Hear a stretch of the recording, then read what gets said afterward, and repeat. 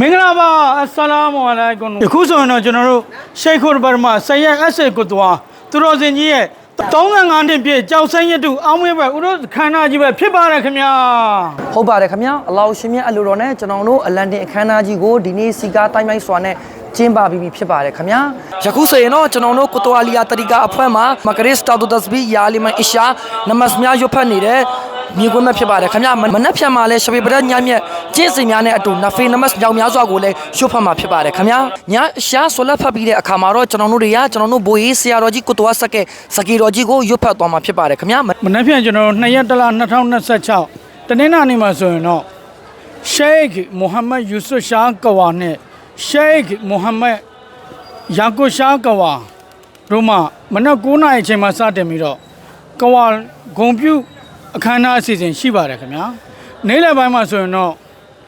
ဂျမီယတ်ုလ်ဖူကရာဂေါဇူလ်အာဇန်မဂျ်ဘန်နာရီကမာကတ်ဝဲလ်ဒလာမျိုးမှဆရာဦးစိုးသိန်းဦးစီးပြီးတော့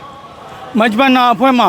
စေမတီဆိုပြောမှာဖြစ်ပါတယ်ခင်ဗျာဆက်ထဲမှာပဲအဆွာမကရေစတာဒိုဒတ်ဘီယာလီမန်အရှာများရွတ်ဖတ်ပြီးတဲ့အခါမှာတော့ဆရာတော်ကြီးရဲ့ဇကီတော်ကြီးကိုရွတ်ဖတ်ပြီးတော့ချက်သက်တဲ့အခမ်းအနားကြီးကိုပြုလုပ်သွားမှာဖြစ်ပါတယ်ခင်ဗျာချက်သက်တင်ပြီးရတဲ့တပြိုင်နက်ကျွန်တော်တို့ကိုတိုးဆက်လမ်းစဉ်အတိုင်းရှပေပဒညမြက်ကဲကျင်းစင်များကိုကျင့်ပြီးတော့မနှက်ကြရင်ရိုဇာဥပုပ်စောင့်တီမှာဖြစ်ပါတယ်ခင်ဗျာယခုလိုမျိုးကြည့်ရှုအားပေးကြတဲ့ပရိသတ်များအားလုံးဟာအထူးကျေးဇူးတင်ရှိပါကြောင်းပြောကြားလိုပါတယ်ခင်ဗျာ